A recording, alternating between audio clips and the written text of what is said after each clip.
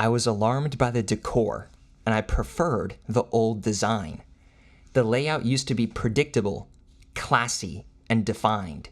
Now the guests are ragged, washed up, and unkept. What happened to this office? All the nice chairs left.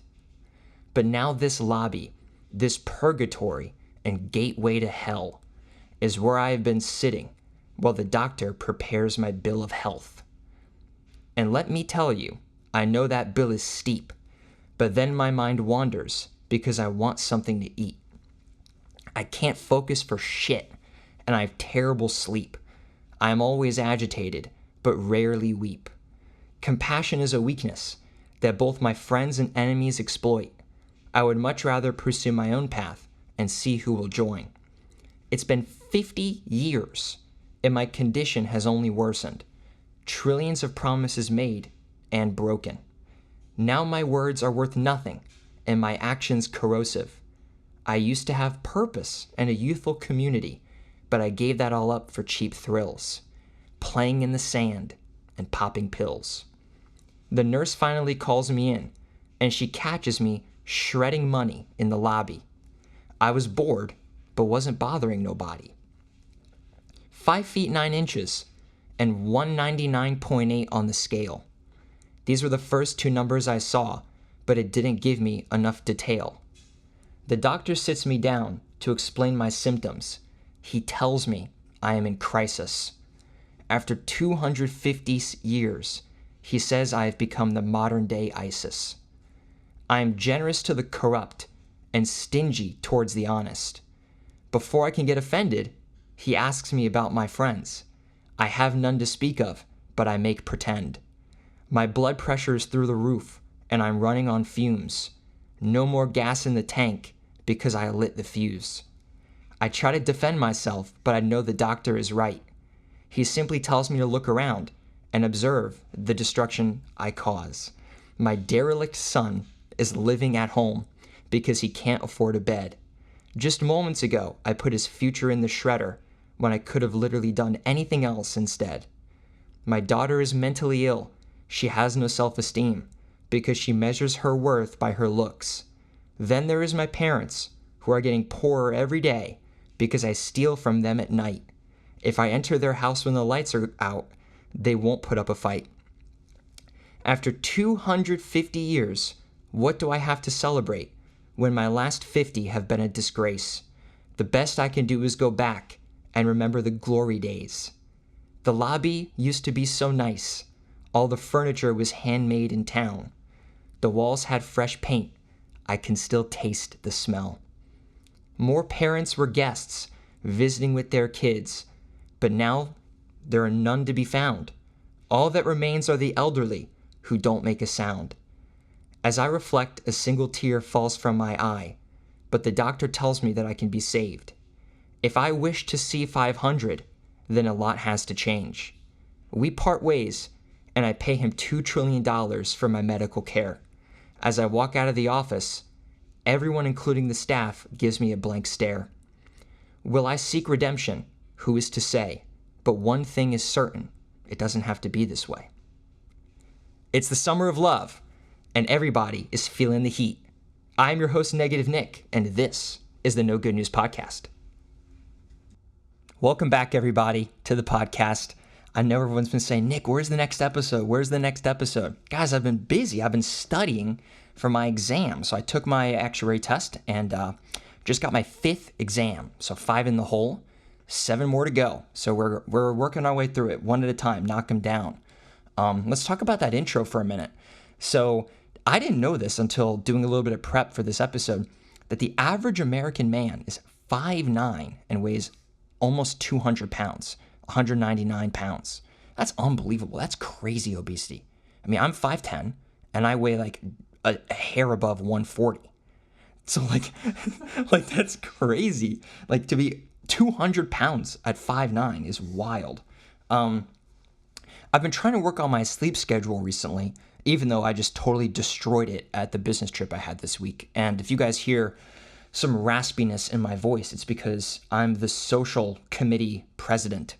So I'm constantly corralling people and moving them from one place to another at these events and whatnot. So I don't know, it might make me sound older, but this isn't how I usually sound. I hear them, I've got the feedback in my head and I can tell it's different.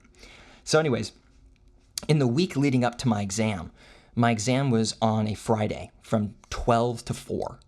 And there's a problem there. The problem is I usually nap somewhere in that time period. It energizes me for the rest of the night. And of course, like if I'm responsible and my work is done, I'll shut down for maybe an hour or two, whatever. But leading up to the exam, I took a personal vow, no naps between 12 and 4 to train my brain to be awake during that time period.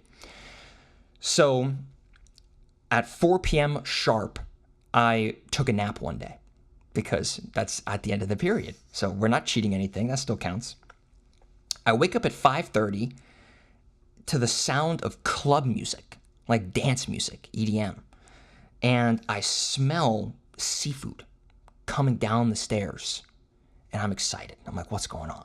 I've only been in Jersey for like 2 days, 3 days. I'm like, whoa, what's going on upstairs? So in my groggy state, I ascend and I see scallops on the skillet. We're pan-searing some scallops. We've got this juicy fucking pork loin in the oven. And there's bacon, and I smell the bacon coming out of the oven wrapped around the pork loin. Before you know it, the whole house, we're dancing, we're sliding on the floor. Everybody's just grooving. We're setting up the table. I'm just gliding. I'm flying. It's great. It was just so good to be back in Jersey. It felt awesome. We sit down, and yeah, this was my second night. It was my second night back in Jersey. The first night I got in late, and then, so it's my first dinner, we could say, in Jersey. We sit down, and my cousin, Samantha, she starts talking about a little boy who came in. So she's a receptionist at a chiropractic office. She's talking about a little boy who came into the clinic today with his father. So the boy and the father come in. The father says that his son was unjustly sent home from school for, quote, defending himself. So I'm intrigued. It's family dinner. I'm listening. It feels good to be back. Samantha's very resourceful. She knows a lot of people, and it's a small town. So she goes on the internet right away.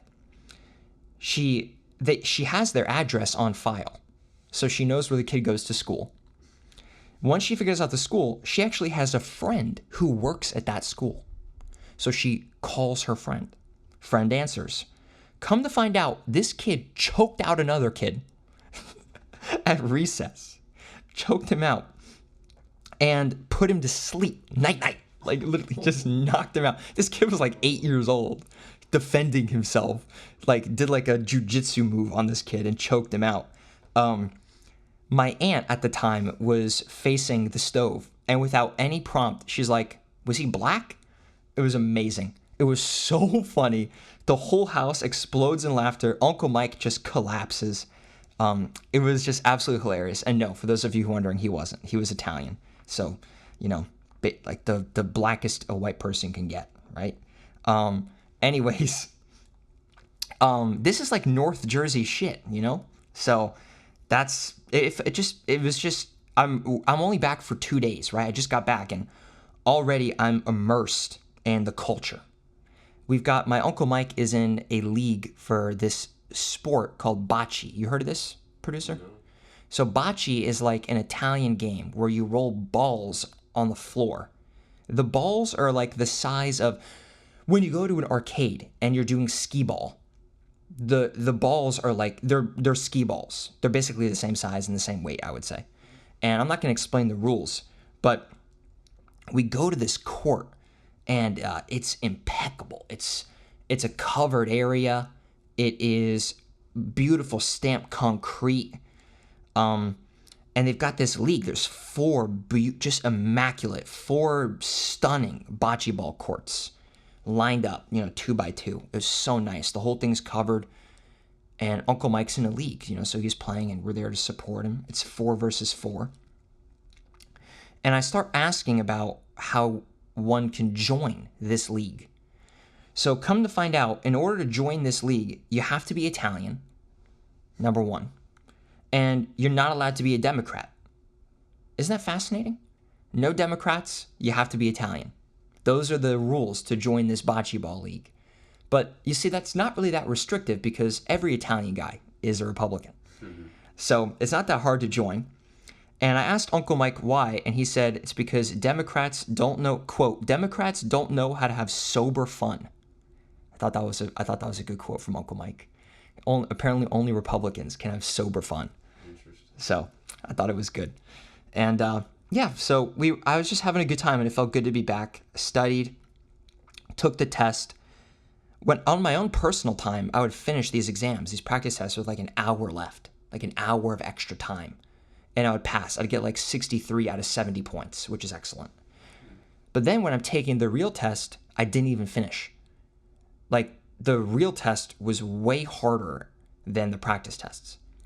But I still passed, and I got, they don't tell you your exact score, but I got between 90th and 95th percentile, which is like the best I've ever done on the test. So even though I didn't finish, I must have done incredible. Well, there were, out of the 70 points, 3 points I left blank. So, that's really not that much to leave blank anyways. So it was really good, and I passed the exam. And then one of my coworkers, his name's Andrew. I work with this guy very closely. Andrew has a fascinating build that I want to share with the audience, with the No Good News Nation. He looks like William Dafoe. It's so weird. He has like an uncanny resemblance. He looks like a gremlin. It's fascinating. We've met in person a few times because he lives in Philly, so we'll get together sometimes. He's 5'5", so he's short.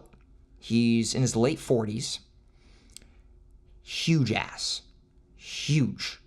I mean, it's like a shelf. I mean, the meat alone on this thing could feed a family of 4.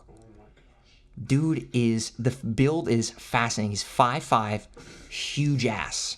Looks like William Dafoe. I mean, he's in good shape for someone his age. I mean, he clearly works out. But just the combination of his face, his height, and his ass left me like dazed and confused. I couldn't even focus during our conversation. I needed to like get back online, back on Microsoft Teams, so I only have to deal with his face. It was so weird because he's like standing in front of me. He looked like an Oompa Loompa or something. Like it was a fascinating build. Like when he walked, like the way his legs moved, it was just absolutely. You saw the butt from the front? I'm sorry? You saw the butt from the front? Yeah. Oh my god. Dude, like his pants were like gonna burst from the seams. It was crazy. And it's just his ass, not his legs. So it might be fat storage. I have no idea. But truly, you could use it for support. It was crazy. So anyways, while I'm in Jersey, the excellent TV show called The Boys on Amazon Prime was airing its final season, its 5th and final season. And I want to take a moment to discuss this show and particularly how it relates to Donald Trump. Because as many people, it's obvious now, but in the first 2 seasons, you have to be pretty intelligent to figure out that the main antagonist of the show, Homelander, is Donald Trump.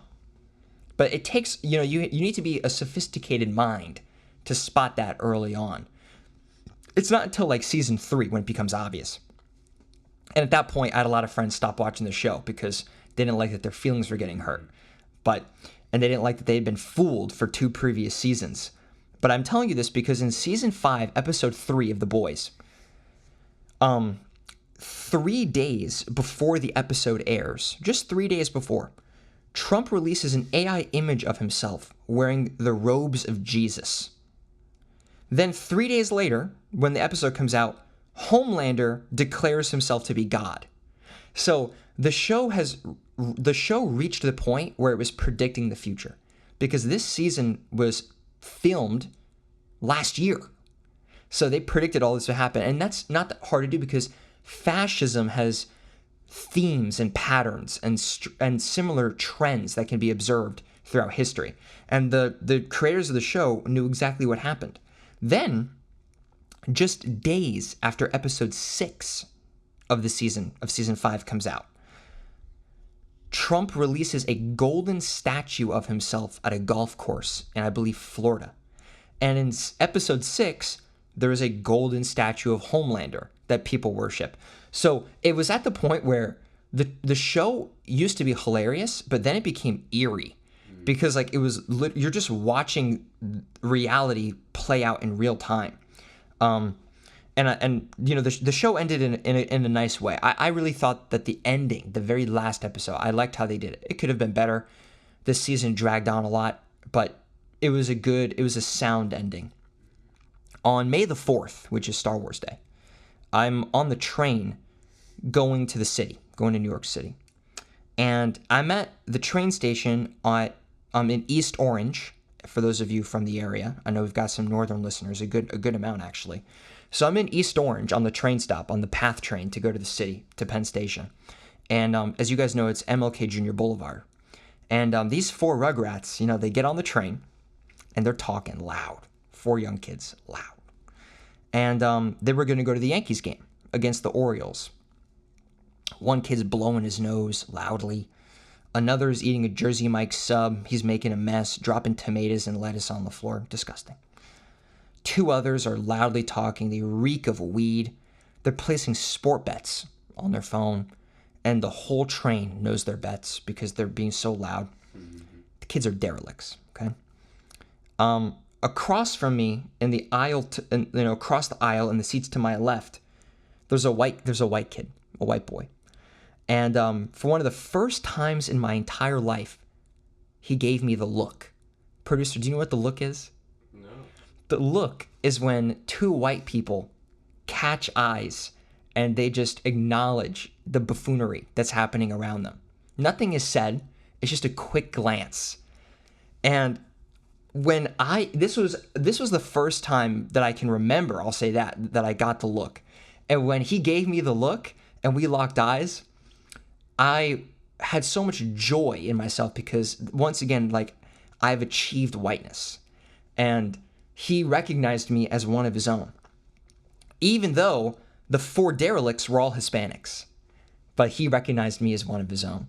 So he locked eyes with me, and I was so honored that I actually started laughing out loud. I just couldn't even control it because, like, I was now part of the group, you know, and it just felt great.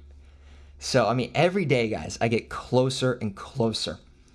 So, it was just incredible. I started laughing, and then he started laughing, and we laughed together. But his laugh was real white. I've got to work on that. I've got to get better at my laughing with affluence, we could say. So, anyways, it was good. I had a good time up there. And then I go south. So then I take my exam, and I go south. And I see my brother. My brother has a new girl. And is she Puerto Rican? I forget what she is. I think she's Puerto Rican. And my brother can't eat vegetables. He can physically, but the girlfriend is eating dinner at the house. So it's me, my two brothers, the girlfriend, and my mom. We're eating dinner together as a family. Anthony eats one piece of broccoli. One piece. And he gets nauseous, and he has to go throw up in the bathroom a few minutes later. What the fuck is wrong with this kid? he can't have broccoli. Then he tells me that at the girlfriend's house, he had a piece of lettuce and gagged and threw up in his mouth. He's got no palate, this kid. He can't eat a single piece of lettuce. One piece of lettuce, and he throws up in his mouth. Unbelievable. I had to mention this because it's just absurd. I know Anthony catches a lot of heat on this podcast. He knows I love him, but just the young kids these days, I don't understand them. And he's my proxy for the youth. Let's talk more about the youth because I did my annual discussion and reaching out to the youth and doing what I can to save this generation. I was a guest speaker at Cuthbertson High School. For those of you who know what Cuthbertson High School is, in Waxhaw, North Carolina. And I spoke to two classes, and I want to take some time to talk about what went down as CHS. So there's a few things happening here. The first is I show up, I'm a guest, I look young. These kids look old. Or maybe I look young, but it's a combination of the both. But I'm walking around with my red backpack, and I have people legitimately just thinking I'm a student, even though I'm dressed in business attire. So they just think I'm like a weird high schooler that wears a suit to school. But I'm actually just a full-blown adult there to be a guest speaker. I first speak to Mr. Ben Smith, who is a history teacher at Cuthbertson High School. And I'm speaking to his personal finance class. My goal going into this class was to get these kids prepared and ready for adulthood and to give them the perspective of a young man who's trying to make it work on his own and like trying to make it happen. I was very surprised to learn that they teach these kids to not get credit cards. Does that fascinate you, producer? Yeah. That's what they teach them in the curriculum. They teach the kids not to get credit cards. And I think that's a greater idea of how all of society is catered to the bottom 20% of the population. Because the bottom 20% of the population shouldn't have credit cards. They're going to get into debt. But I would argue the upper 40% can have a credit card and pay it off every month and take advantage of the cost savings because it is there. It is there. You get the points. And keep in mind that if you, let's say you use a debit card or you pay in cash at a place, you're still going to pay the 3%, I think it's 3%, I might be wrong on this, but you're still going to pay the 3% swipe fee that Visa or MasterCard charge to these stores. So whenever you use a credit card, Visa charges the merchant a fee. So what do the merchants do? What do the stores do? They raise all their prices so that fee is embedded and passed on to the consumer. Well, if you use a credit card, you at least get a little money back through points. But if you don't, you're just paying that fee and you're getting nothing in return for it. But I don't think a lot of people know that. The teacher, Mr. Smith, got bothered when I told the kids that I have 2 credit cards. And like he actually got vocal and like pushed back on me.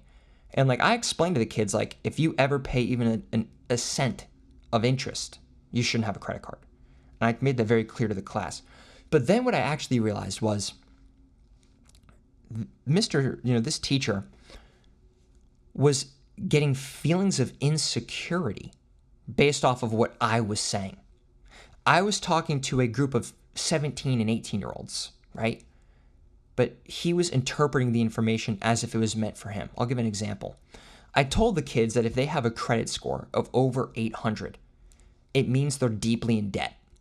And I told them that because when I was in high school, I knew some people that would brag about their credit scores and always be like, why can't I get my credit score that high?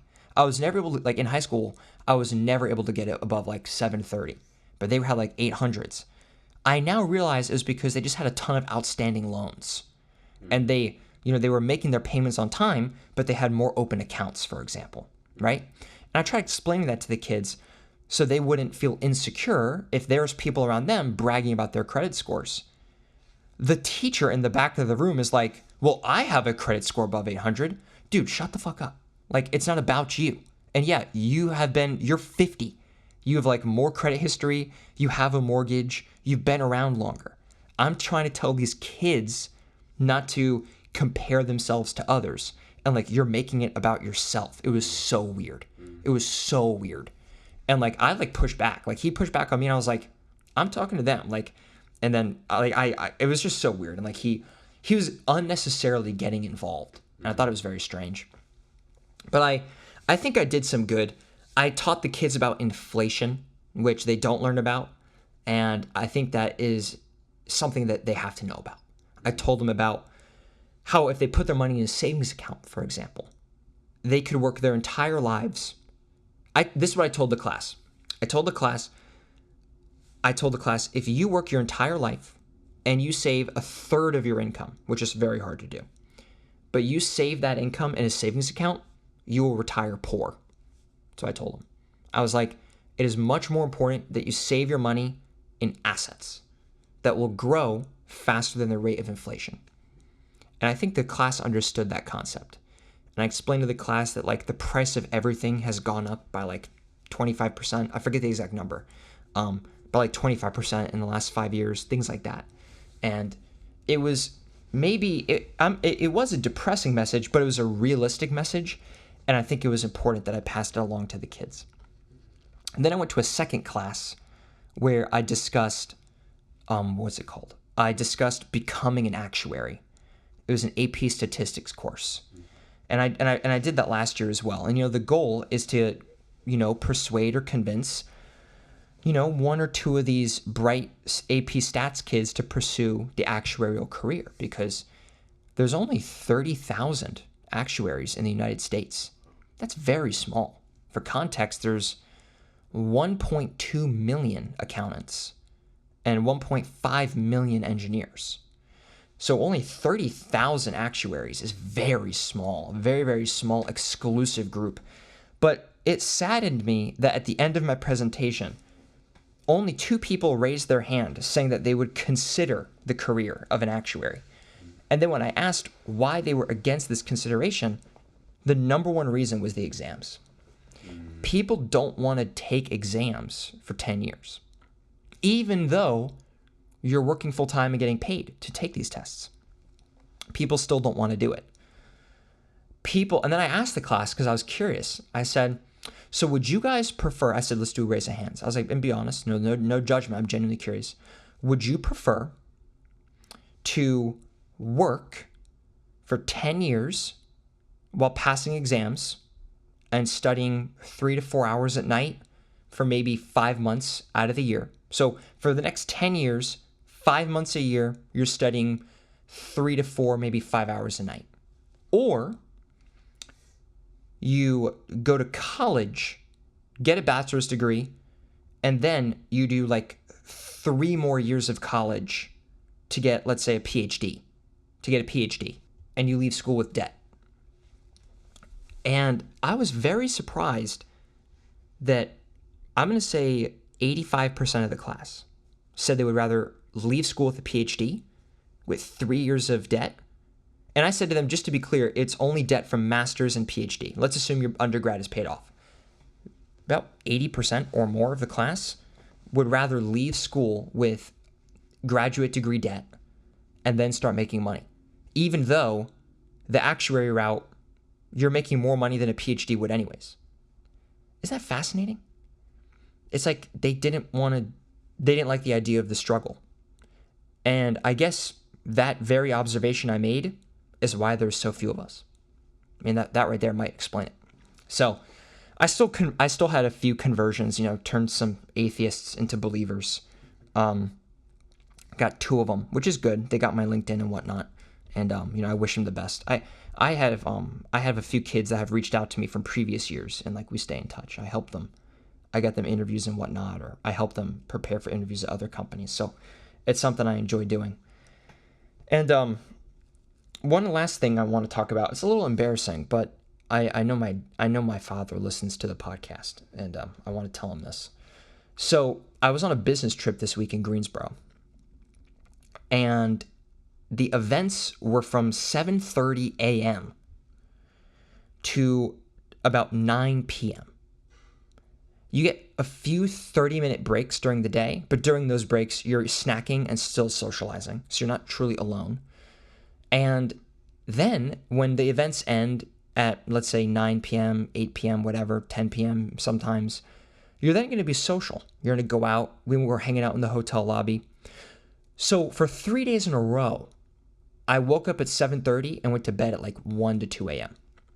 So I'm shot. I'm totally exhausted.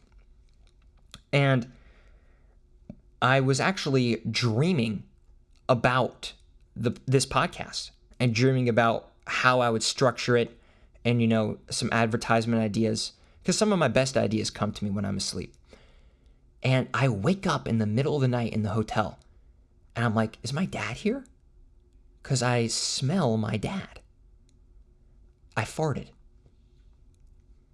My farts smelled just like my father's, to the point where I woke up in the middle of the night thinking he was with me. Isn't that insane?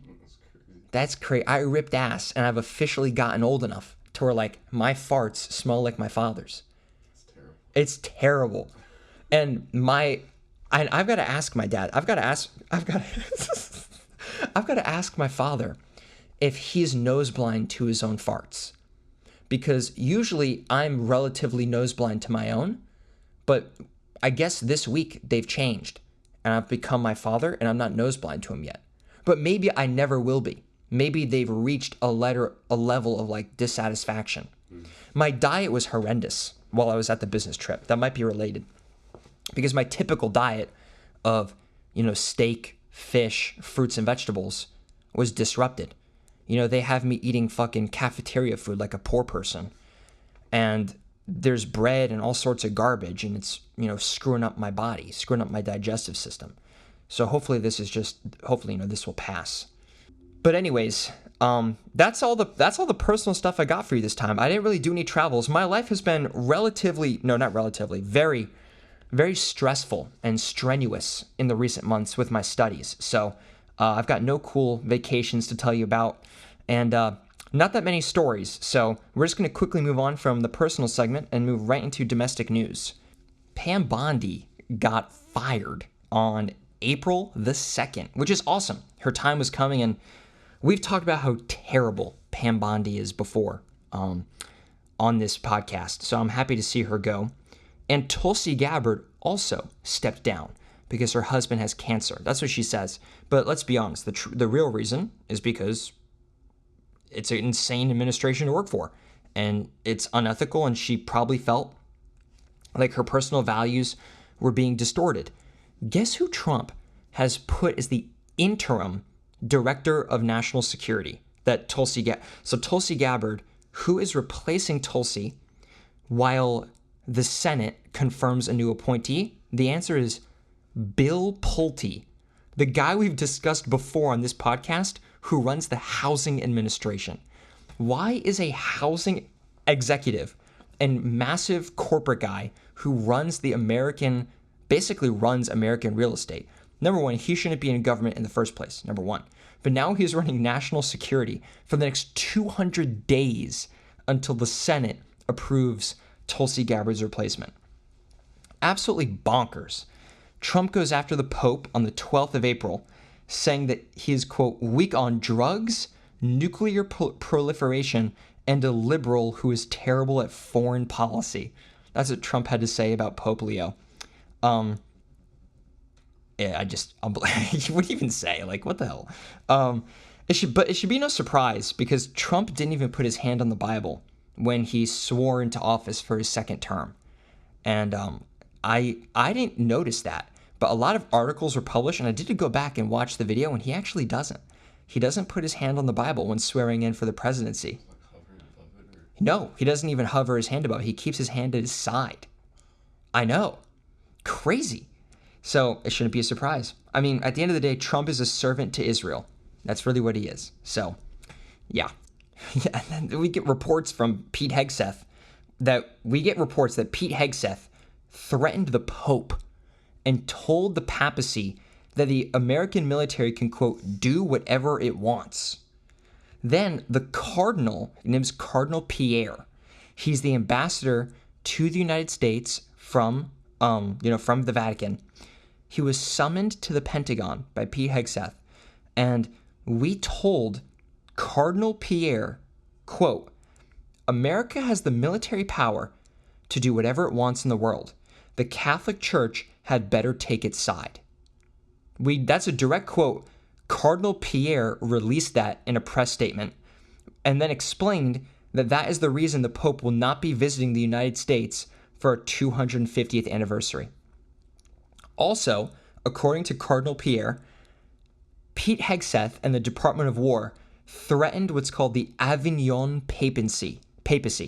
The Avignon Papacy was when 7 consecutive popes lived in Avignon, France, rather than Rome, because King Philip XIV threatened the papacy. And we, the Department of War, invoked the Avignon Papacy when talking to Cardinal Pierre. That is deranged. That is like absolutely insane. On 420, Trump posted 37 times in 1 hour on Truth Social. 37 times in 1 hour. And this has become common. Oh, I should have mentioned he did this in the middle of the night. That's an important detail. It was like 3 a.m. in the morning. And this has become more common, where his mental decline is cemented. Like, he's got dementia, and it's impacting his ability to sleep. He posted Frank Sinatra singing the song My Way with no additional context. So to me, I just interpret that as like Trump knows he's dying. I mean, that's pretty much the only way to interpret that. That is crazy to post that in like the middle of the night as the president. Absolutely insane. I thought it was funny as well. And then we got confirmation that Trump wanted to nuke Iran on Saturday the 18th at night. But General Dan Kane of the United States military talked Trump off the edge on 18th. That was recent. And that was when, if you guys remember, that was the same day that Trump threatened on the internet that an entire civilization will die tonight. I don't know if you guys were following the news. Trump wanted to nuke Iran, and General Kane convinced him not to. Thank goodness for him. Unbelievable. Like, we have this guy at this, like, at the head of the ship, and he's just falling apart. Trump then does a fake DoorDash photo op. Did you see this, producer? No. He invites a DoorDash driver to deliver food to the White House, okay? Now, first off, this would never happen because if there is DoorDash to the White House, they leave it at the front. You're not able to get into the gate and go up to the door. And certainly the president isn't going to come out and take photos with you. Come to find out, this, quote, DoorDash driver is a Republican lobbyist. She's a Republican lobbyist. She has spoken and testified in front of Congress before to advocate for no tax on tips. So she was dressing up as a fake DoorDash driver for a photo op with Donald Trump. He delivered McDonald's to the White House. And this whole thing was this woman, this fake DoorDash driver, said to the American press that having no tax on tips as a DoorDash driver will, quote, help pay for her husband's cancer treatment. Trump thought this was a good thing. That's dystopian as fuck. Like, the government should be more involved in helping people with cancer. Like, we should have universal health care for people with cancer. Not no tax on DoorDash tips, which, by the way, hasn't even happened. The whole thing was fake, and it was super scummy. Also, in the same photo op with this DoorDash driver, with the fake DoorDash driver, who is a lobbyist standing next to him, Trump says, quote, we may stop by Cuba after we are finished with Iran. That's a direct quote from the president. We may stop by Cuba after we are finished with Iran. I'm actually shocked that he hasn't attacked Cuba yet, to be honest. I think it's because Iran is going so poorly for us. I think that if this Iran war was over and that if we had won, we would have probably invaded Cuba by now. And then what's even better is about a week later in a speech that Trump was giving on stage in a clear moment of mental decline, Trump admitted that the entire thing with the DoorDash driver was fake and that people like it because it drives votes. So I knew it was fake already because I knew she was a lobbyist, but he then admitted it on stage a week later. Dude has dementia. But he said that people like it because it drives votes, which basically is him saying that his supporters are idiots who will fall for anything, right? So, more mental decline from the president. Trump said that if a prescription drug goes from $600 to $10, that is a 600% decrease. Incredible, right? I mean, I mean, first, you can't even have more than a 100% decrease because a 100% decrease means you go to zero. And then RFK said that, quote, President Trump has a different way of calculating percentages. It's a direct quote from RFK Jr. trying to cover for his boss. Do you remember these gold cards? You ever heard about this, producer? No. So these gold cards were a way for foreigners to buy citizenship into the United States. For $1 million, you could buy a gold card and get citizenship, okay? New reports say that we've now sold only one gold card. Only one gold card has been sold in the entire year that the program has existed. And that sounds about right. And how do we know this is true? Because Howard Lutnick, the Secretary of Commerce, admitted as much under oath in front of Congress that only one has been sold. He then claimed that hundreds of people were in the queue and being vetted, but I think that's absolute bullshit. We've only sold one gold card for $1 million. When this first got announced, Trump went on TV and was bragging about how it would bring in billions of dollars a year to the United States. We've only sold one. And this isn't confirmed, but a lot of people think the only one that was sold to Nicki Minaj. That's what a lot of people think. But that isn't confirmed, so I'm just going to throw that out as speculation. Yeah. And Trump has all these crazy ideas. Like, he's obsessed with his ego and image. And the straw that broke the camel's back for me is I just found out he's going to be on the new passports. And that sucks. Because when you get a new passport, you have that for like 10 years. Maybe more. I forget. I think it's 10 years that your passport lasts. So you're going to have to deal with him for 10 years on your passport. Unbelievable. So then I actually made a list. So this is a list of things that Trump has put his name or likeness on since becoming president just a year ago. This is just in the last year. We're not even talking about the first term. Here we go. Passports. The National Park Pass. A new battleship called the Trump-class battleship, which costs $17 billion to produce per battleship. The Trump Kennedy Center in D.C., which used to just be the Kennedy Center. However, I think as of 2 weeks ago, a court case has decided to remove Trump's name. Thank goodness. But he did put his name on that. Trump RX for prescription drugs. His signature is now on all new minted $100 bills, starting in the month of June. Commemorative gold coins produced by the Treasury. The Department of Justice, his name is literally on it. When I was in DC, you see his face on a banner hanging from the Department of Justice. That is dystopian, dude. That's literally dystopian. The Trump Institute of Peace, which was the fake thing I think we talked about last episode, which is now bankrupt because all the money has vanished. Because obviously Trump just funneled it to his family or paid off some people, whatever. Trump investment accounts for newborns, where they put $1,000 into a S&P 500 account when you have a new child now.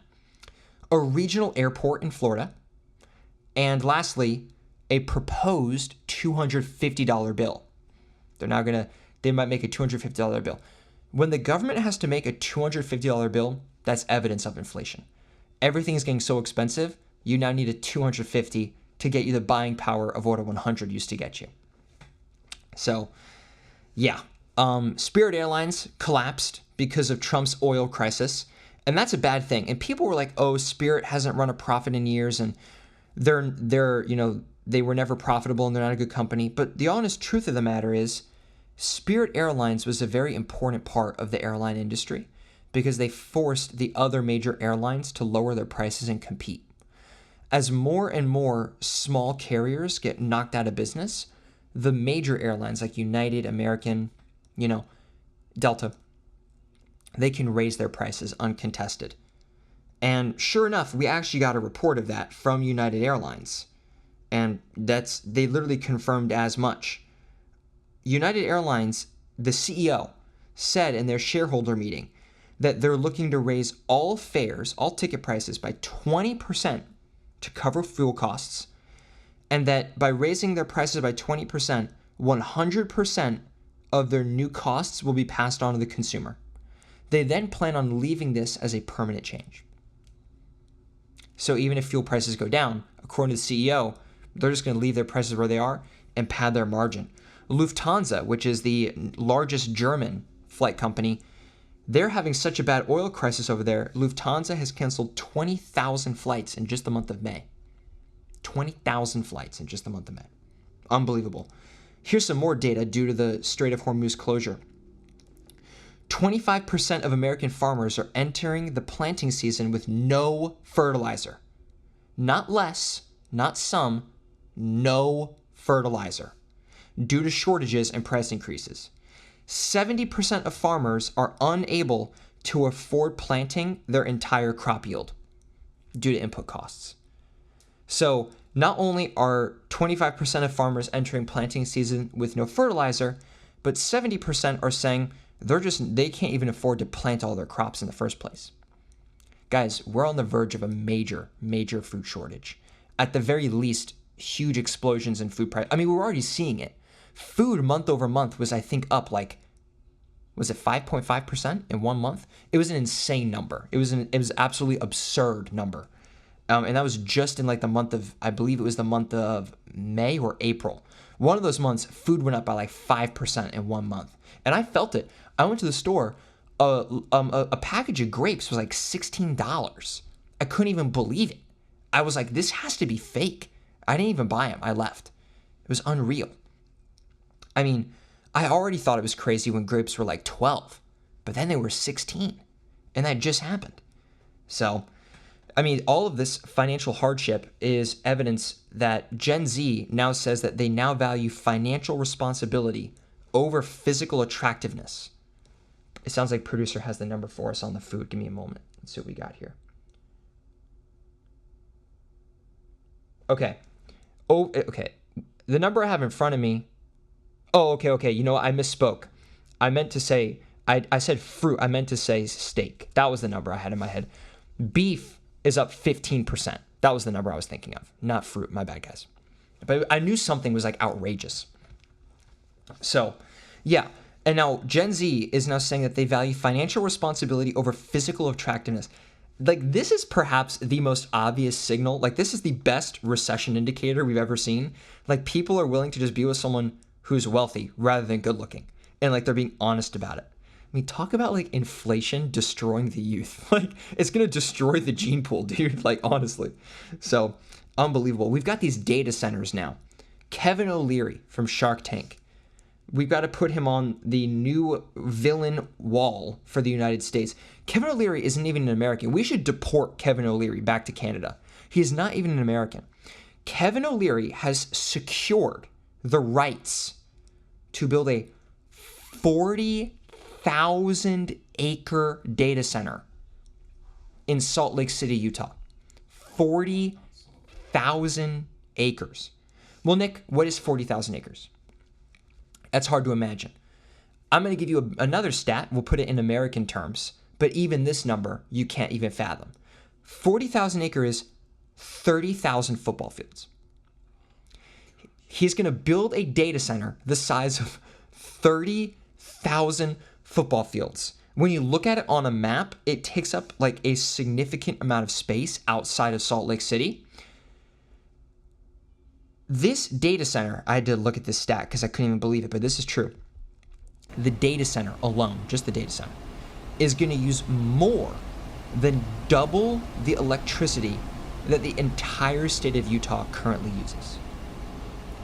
It is expected that electricity costs for citizens in Utah will rise by 30% within the first year and a half of this data center's operation.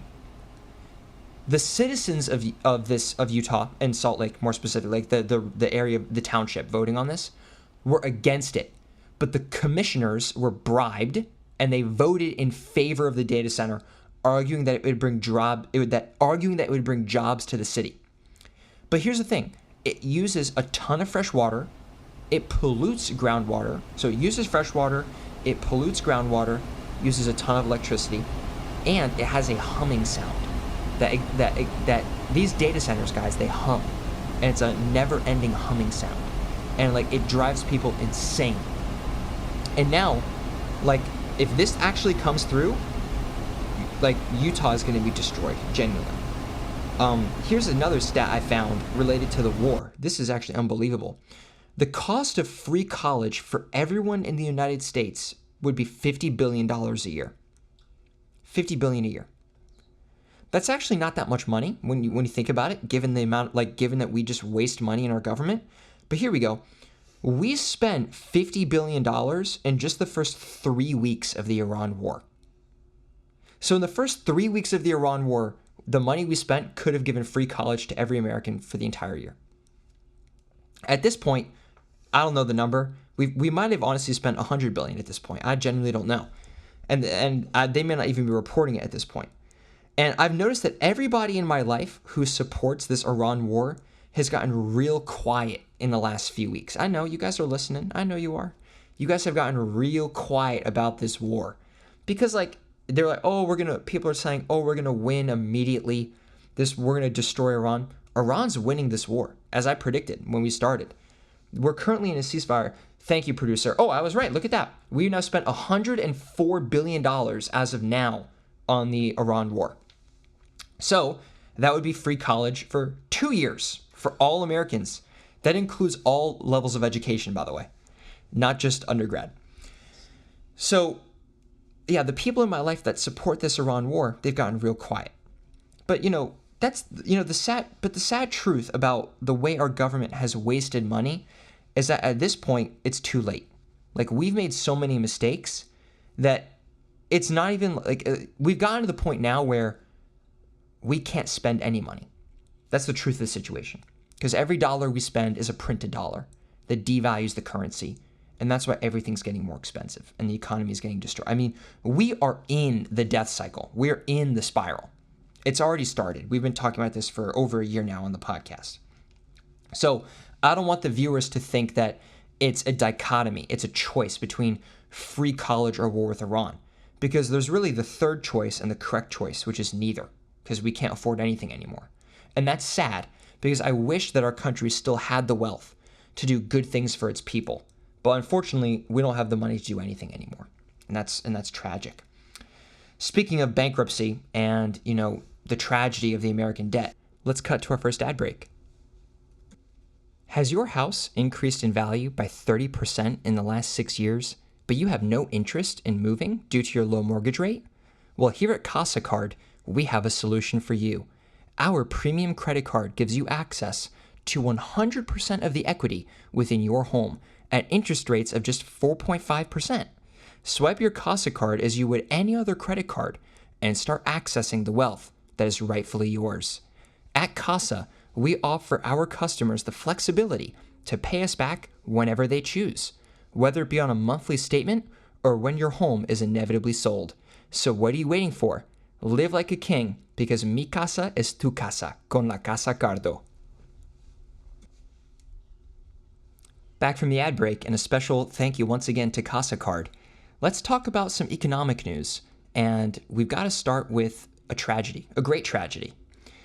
America's strongest soldier, our watchful protector, Thomas Massie, was defeated in his Republican primary election in Kentucky. His opponent is completely funded by Israel, who teamed up with Trump to get him ousted. Israel and Trump bought this seat to eliminate Thomas Massie because Massie was the prominent, and some would say the only, voice against Israel and the Epstein class inside the Republican Party. America has truly lost its last voice that spoke out against Zionist control within the Republican Party. There's no one left. There's no one left on the right. That's a funny phrase. There's no one left in the conservative party that will now speak out against Israel. Massie was all we had, and he was the best. He was the best of us, and he's gone. He's gone. And this election proves conclusively that Israel owns our government. It conclusively proves it.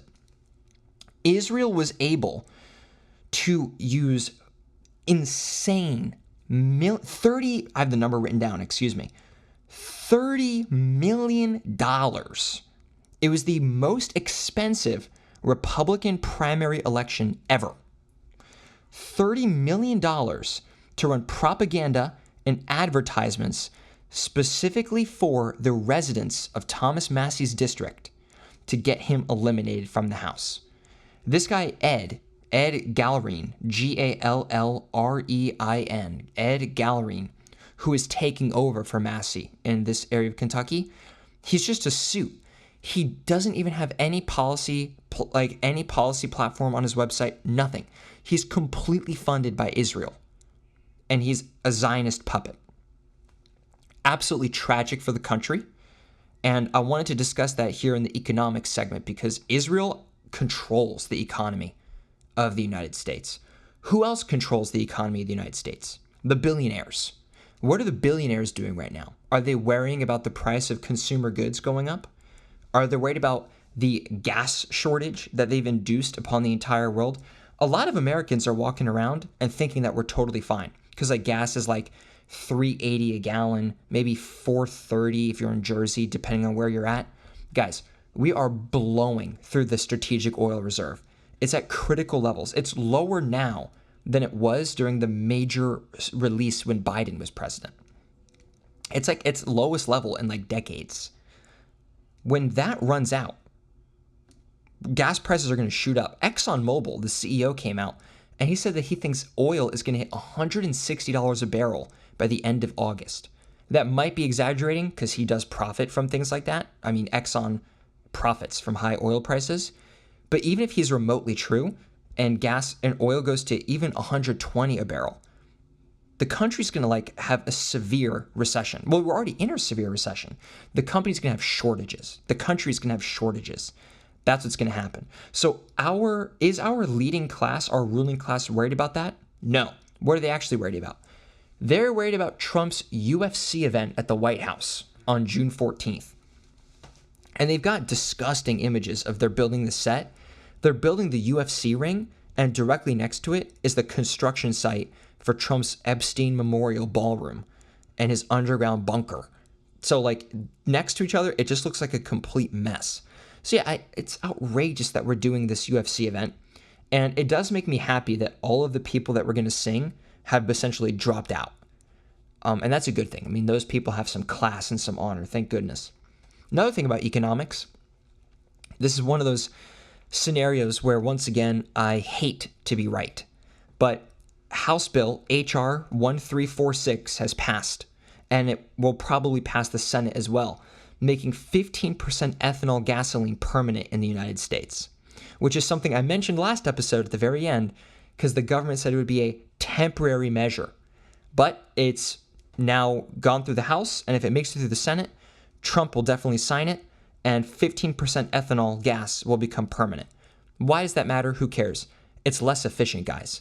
So you're going to have to buy more gasoline more often, but they're willing to do it because the price at the pump is going to look lower because it's diluted, and a high ethanol concentration gas of 15%, it breaks down the internal parts of your car. In fact, my car, my 2012 Mazda, I looked at the manual, it's not even graded for 15% ethanol. So it would actually destroy my engine over time. So like laws like this are going to make older cars like mine obsolete and force a large number of Americans like myself to buy new vehicles. Terrible law. Absolutely hate it. And I'm upset that I was right about this. But I mean, honestly, you don't really have to be that smart to be right these days. You just have to think, what's the worst thing that could happen? And that's probably what's going to happen. So here's some more bad news. The money supply, the M2 money supply, is currently growing at a rate of, drumroll please, 9% per year. 9% per year, guys. So when the government comes out and tells you inflation is 3.8%, that's bullshit. 9% per year is the current growth rate on the M2 money supply, according to the Federal Reserve website, according to Fred, which is the Fed website. Last episode, we also discussed the jobs report, and we're going to get into some economic data here. In February, the jobs report stated that 92,000 jobs were lost in the month of February. And you guys may recall that I predicted that this number would be revised down to be a larger negative value. I was correct. It is now reported that in February, the economy lost 133,000 jobs in 1 month. Remember that in all of 2025, only 180,000 jobs were created. So in just the month of February, we basically undid all the job growth in the entire year of 2025. They're now saying that in March, April, and June, all 3 months are basically the same number. According to the government, approximately 175,000 jobs were created in all 3 months. That's not true, guys. That's not real. There's no way we talk about this all the time. These numbers are overreported, way overreported, and we can expect the annual markdown, come September. Inflation rates. Inflation in March came in at 3.3%, but core was 2.6%, which means that if you strip out gas prices and food prices, it was 2.6%. Guys, that's high. That's high. Remember, our goal was 2%. And even if you exclude food and energy, we're at 2.6. But think about this.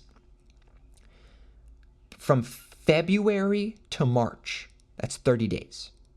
In the 30-day period between the end of February and the end of March, prices, according to the CPI, which we know is a underreported and fake statistic, prices in the United States rose by 0.9%.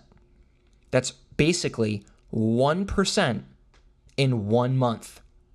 Annualized, that's 12% CPI. Once again, like I'm telling you guys, the CPI is already underreported, okay?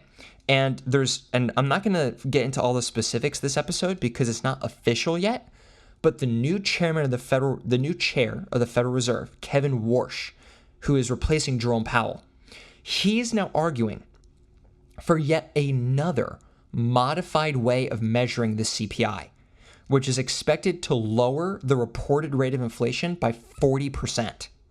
We'll discuss this in the future episodes if it becomes finalized. We already know the CPI is a distorted and underreported statistic.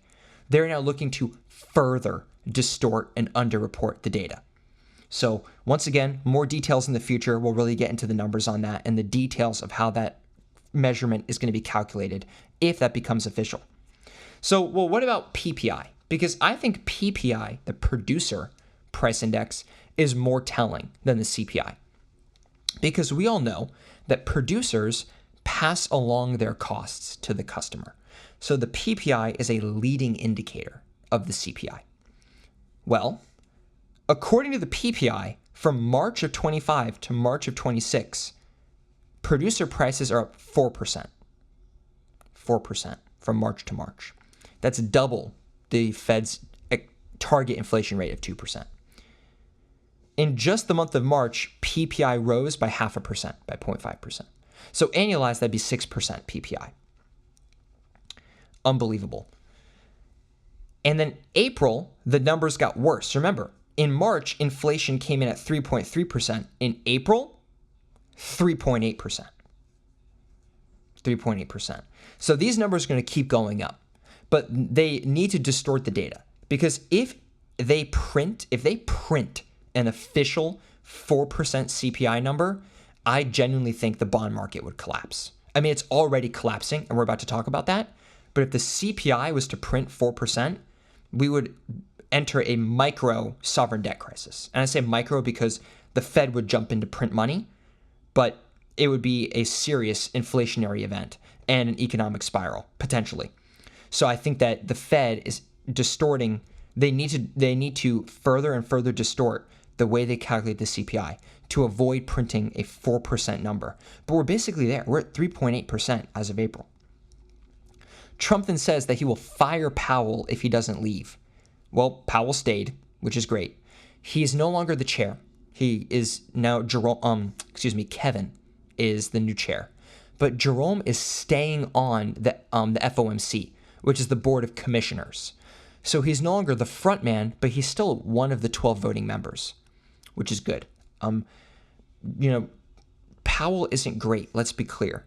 But given our options, he's kind of the best we've got. So I'm happy he'll stick around and be a vote.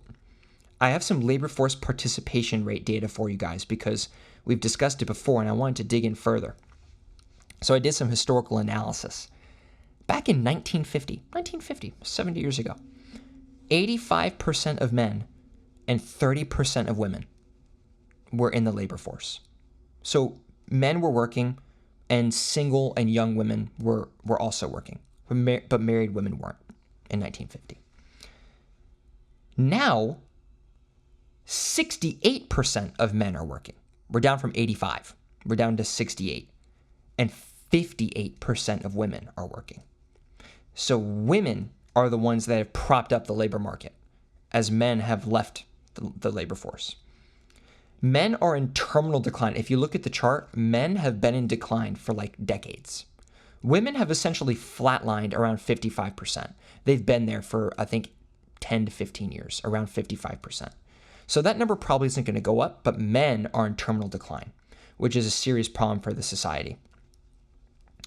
I saw a report, and I hope this isn't true, but it's just one report that I saw, that gas prices are not going to reach their February of 2026 price levels until early 2032.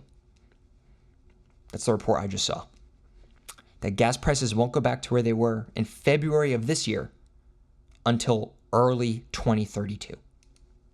So I guess it's safe to say we can expect to keep paying $3.50 a gallon or more for a considerable amount of time. Yikes. Plastic companies in the USA that make plastic bags, soda bottles, and other plastic byproducts have declared force majeure. And they are forcing 20% price increases on their customers.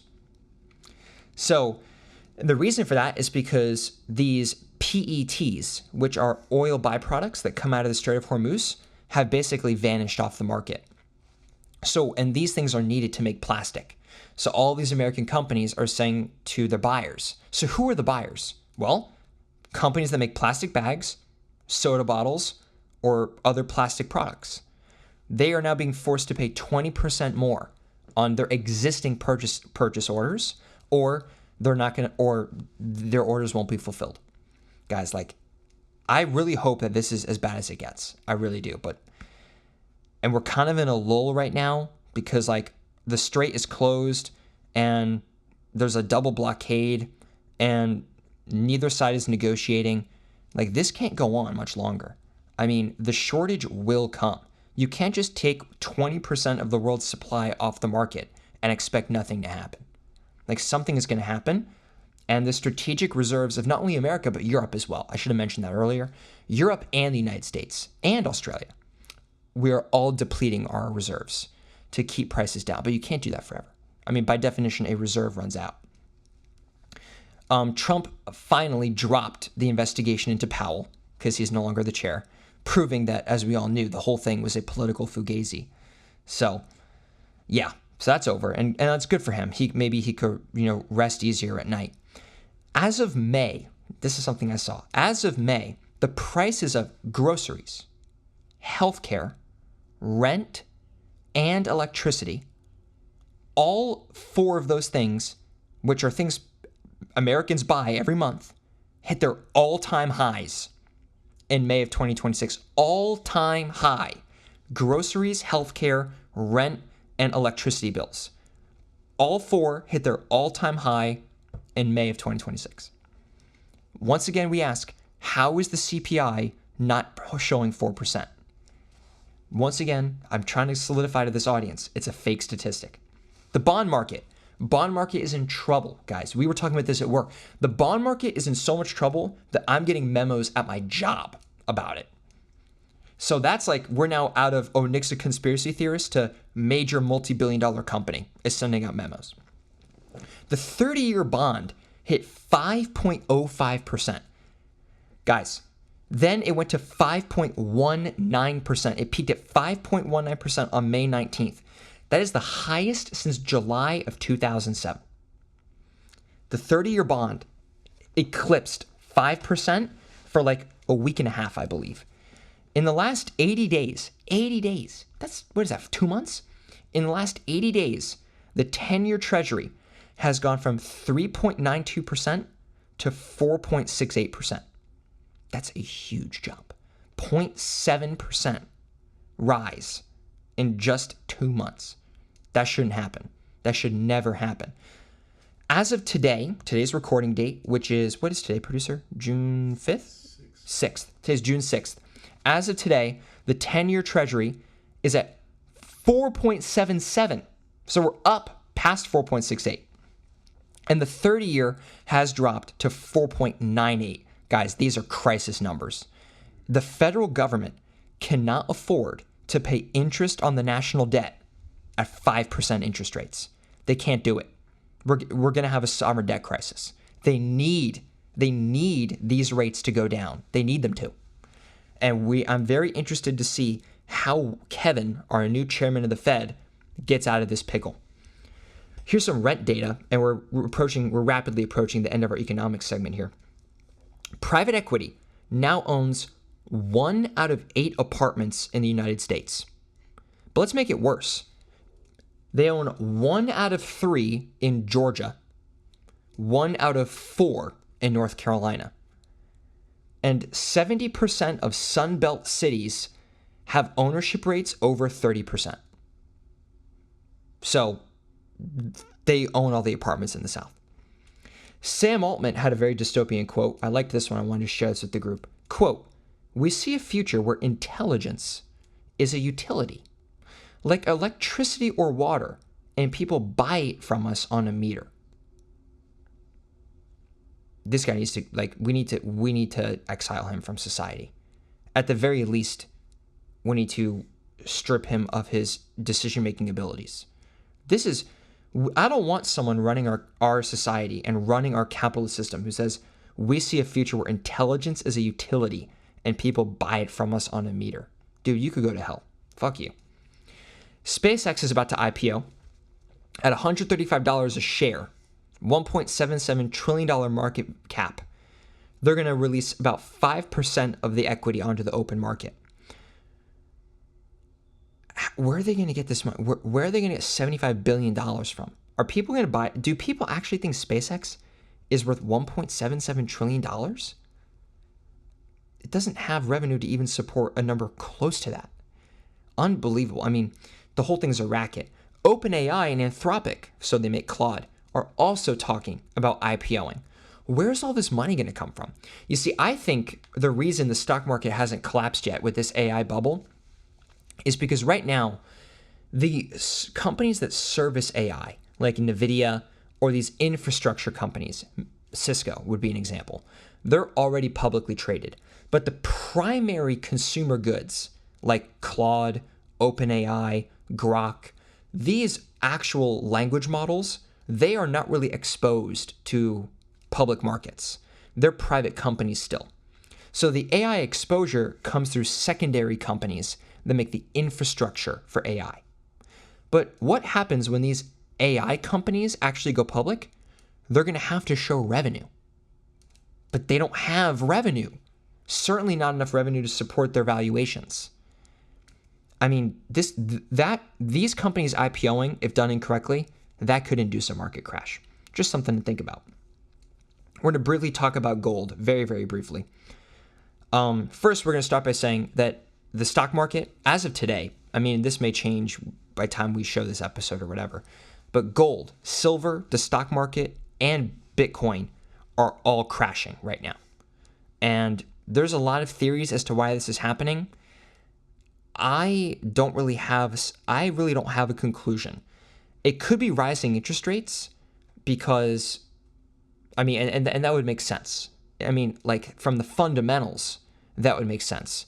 But it's also possible that this move is a psychological move. Housing prices, I should also mention, housing prices have also fallen by, I think it was 3% in the last month, which is like pretty substantial for an asset class like housing, which is usually pretty standard and doesn't really have volatility. It's possible that all of these asset classes are falling in unison because of rising interest rates. Rising interest rates put unique pressures on all of those things. The main pressure being that stocks and other assets are less rewarding when you could just buy a bond and get 5% guaranteed. So that would explain it. And that makes sense. I mean, once again, guys, we need interest rates to rise in this country. We need interest rates to go to 10%, 20%. That's what we need to save the U.S. economy. But lowering rates will increase asset prices and bring back inflation.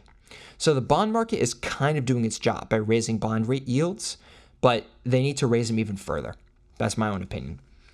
Anyways, France has finalized a series of 15 transactions that moved all 129 tons of its gold reserves out of New York and back into France. It did this without ever having to transport the gold physically, because it sold its New York gold to the New York Fed and repurchased physical gold that was already within France. France says that it did this for security, proximity, and purity. That's a direct quote. As it swapped 99.5% bars for 99.9% bars. So that's good. Good for them. In my opinion, this is not an opinion, the real reason is that France is moving away from America and away from American dependence. That's my opinion. Turkey liquidated. So Turkey is going through an energy crisis and a crop yield crisis as a result of this war in the Middle East.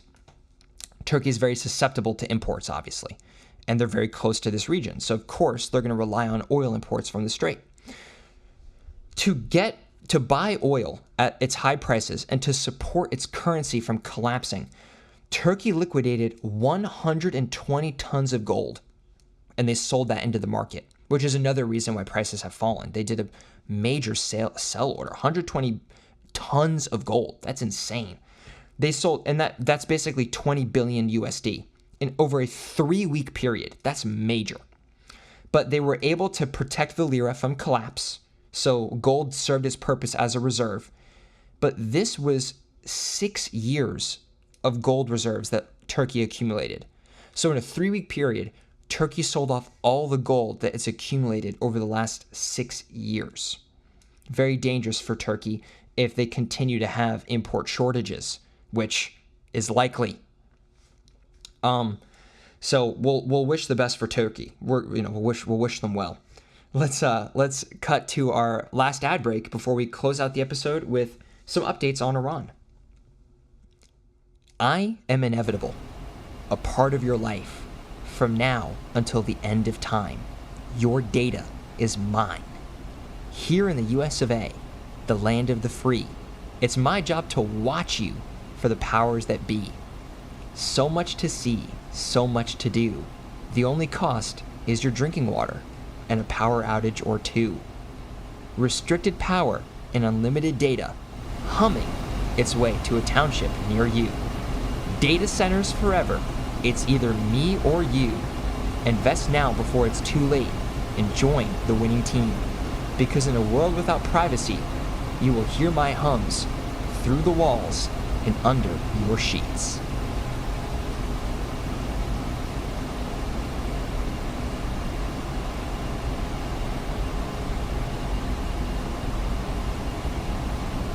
My God, make it stop! Producer, please, turn on my white privilege.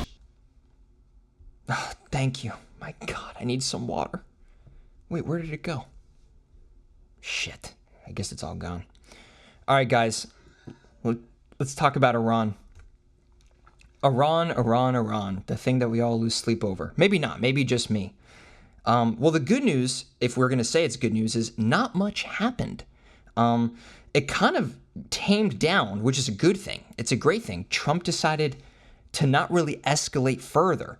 Things got a little dicey there for about a week after we aired our last podcast. But ever since then, we've had like an on and off situationship ceasefire thing going with Iran. Let's be clear. The Strait is closed. Today, as we record, the Strait is still closed. Why is it closed? Well, Iran is demanding that any ships that pass through pay a toll of $2 million per ship to the nation of Iran. If those countries pay, Iran lets them pass. However, the United States, Trump has instituted his own blockade. And we are stopping the majority of ships that come out of the Strait. So if a country pays, then we as America have to just let them through. And we have let a few ships through. And no one's really talking about that on the news. The Republicans are going on TV we're blockading it. We're so strong.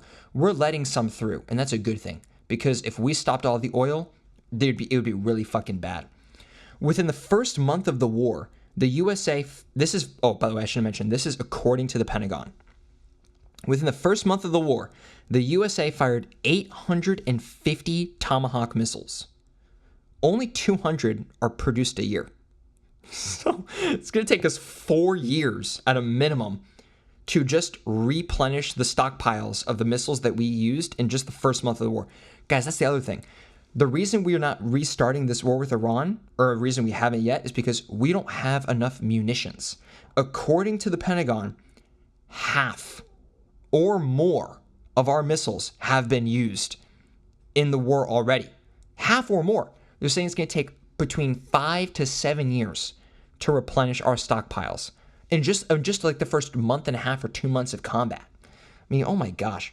But like, we deserve this. And I said that from the beginning, like, we never deserved to win this war. We started this war for no reason. Israel wanted us to do it. They bought us out. We sold our soul. We don't deserve to win this war. What's the best way that this could go? We just leave. If we walk away from the Middle East, Iran will allow ships to pass through, and they'll just have to pay a toll of $2 million. And that's probably how it'll be until I die. And that's fine. That's fine with me. We have to get out of there. It's a huge, huge issue. Jet fuel hit $200 a barrel in most of Asia, causing, in some cases, 60% of flights to be canceled. So like, you'd have like a random day where you wake up and 60% of the flights get canceled. Iran came out on state media and said that they have no interest in assassinating Trump because he is, quote, more of an asset in the war effort alive than dead. It's a direct quote from Iran state media. Now, what's interesting about that is in 1943, the Allies, including the United States, had a similar posture with Hitler. We agreed that Hitler was more of an asset alive to us than dead because his reckless leadership, drug abuse, paranoia, and incompetence made him a bad leader. And it was better to be fighting against that than a competent one. Iran is now saying the same thing about Trump, and they're right to do so. Russia sent an oil tanker to Cuba, and Trump let it pass, which was fascinating because we almost had another Cuba missile crisis, but I guess like time is a flat circle and nothing changes. Now, let's be clear, Trump is responsible for this and his sycophantic regime, but so are the Democrats. The Democrats voluntarily went on recess at the end of March, allowing Trump to just continue the war unregulated, rather than voting on a War Powers Act. So the Democrats want this war as well, the Democrats in power, but they just don't want to have to put their name on it. So let's make sure that we hold them all accountable. We have a great quote here from Bibi Netanyahu. You're going to love this one, producer. Quote, "We are working on transforming Israel into a super nation in the region and globally." Nice, that checks out. That's a direct quote, guys. That's one of my favorites. I really like that one. We have another really good one coming up as well. I mean, absolutely fucking insane coming from Bibi Netanyahu. Another one is that, like, they're attacking Lebanon still. They're still attacking Lebanon and Gaza. And Iran is saying there will be no peace until Israel pulls out of Lebanon, and Israel's not going to do that. And they're fine. Israel is happy. Remember, Israel is the chief villain in this war. Israel is happy to have the United States deplete and drain all of its resources hanging out at the Strait of Hormuz. And that's exactly what's happening. Yeah. I mean, there were some bombings that went on, tits and tats, back and forth. I want to read a letter to you guys, issued on April the 1st from the president. I'm going to read a full letter, and it is kind of a lengthy read, but I think it's important. So the president of Iran released a letter to the people of America in English. So here we go. This is all going to be a direct quote. "In the name of God, the compassionate, the merciful, to the people of the United States of America, and to all those who amid a flood of distortions and manufactured narratives continue to seek the truth and aspire to a better life. Iran, by this very name, character, and identity, is one of the oldest continuous civilizations in human history. Despite its historical and geographic advantages at various times, Iran has never, in its modern history, chosen the path of aggression, expansion, colonialism, or domination. Even after enduring occupation, invasion, and sustained pressure from the global powers, and despite possessing military superiority over many of its neighbors, Iran has never initiated a war. Yet, it has resolutely and bravely repelled those who have attacked it. The Iranian people harbor no enmity toward other nations, including the people of America, Europe, or neighboring countries. Even in the face of repeated foreign interventions and pressures throughout their proud history, Iranians have consistently drawn a clear distinction between governments and the peoples they govern. This is a deeply rooted principle in Iranian culture and collective consciousness, not a temporary political stance. For this reason, portraying Iran as a threat is neither consistent with historical reality nor with present-day observable facts. Such a perception is the product of political and economic whims of the powerful, the need to manufacture an enemy in order to justify pressure, maintain military dominance, sustain the arms industry, and control strategic markets. In such an environment, if a threat does not exist, it is invented. Within this same framework, the United States has concentrated the largest number of its forces, bases, and military capabilities around Iran, a country, at least since the founding of the United States, has never initiated a war. Recent American aggressions launched from these very bases have demonstrated how threatening such a military presence truly is. Naturally, no country confronted with such conditions would forego strengthening its defensive capabilities. What Iran has done and continues to do is a measured response grounded in legitimate self-defense, and by no means is an initiation of war or aggression.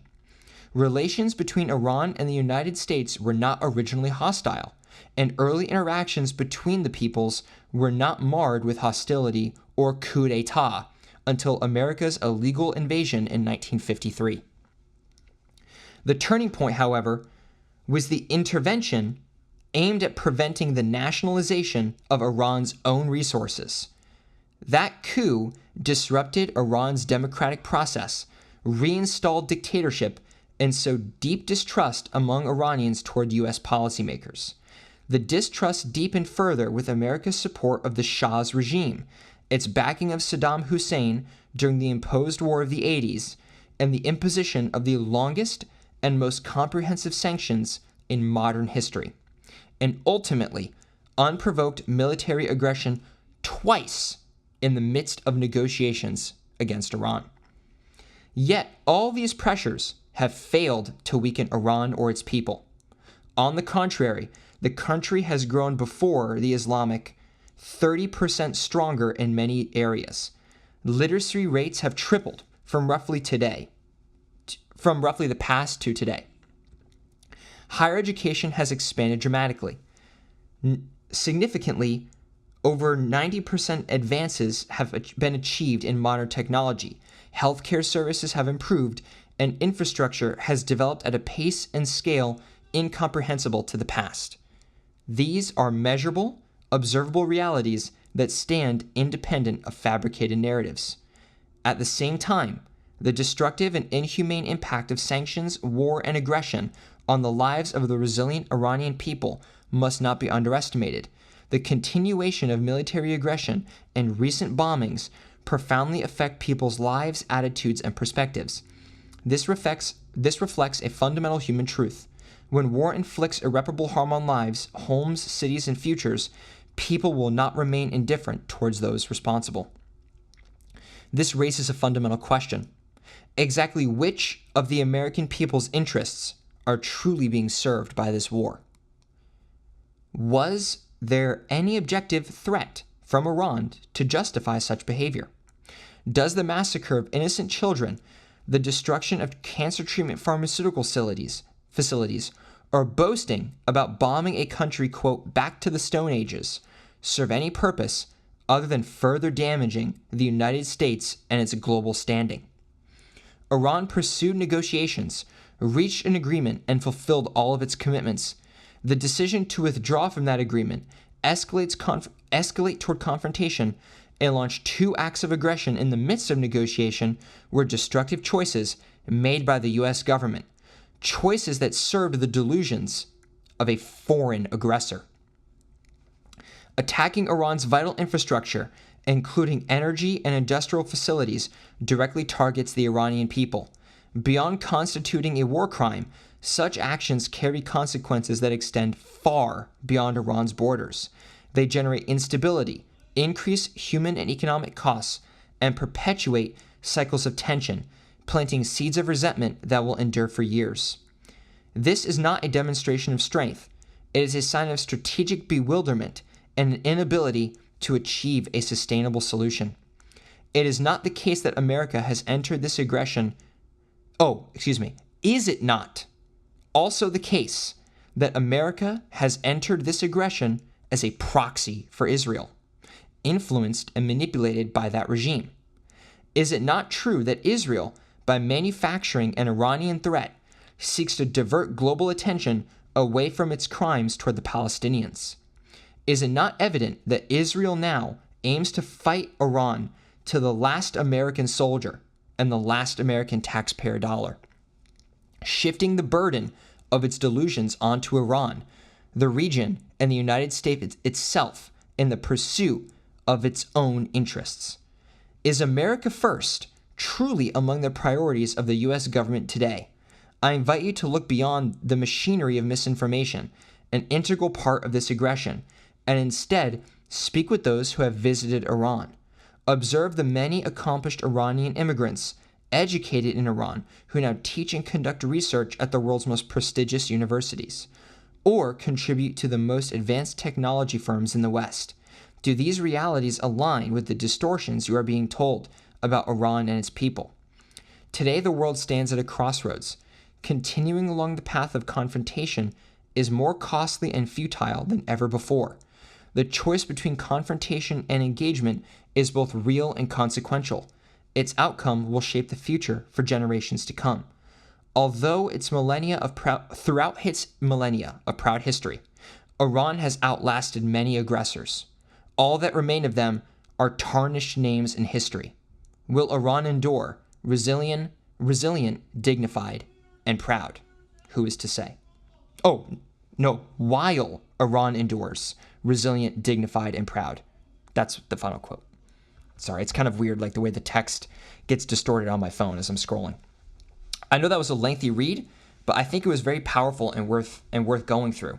Now I want to discuss the F-15 that was shot down in Iran. Specifically, we lost a pilot. A pilot ejected. Well, there were two pilots in the plane. Let me be specific. One was rescued very quickly, but the other was lost behind enemy lines, obviously.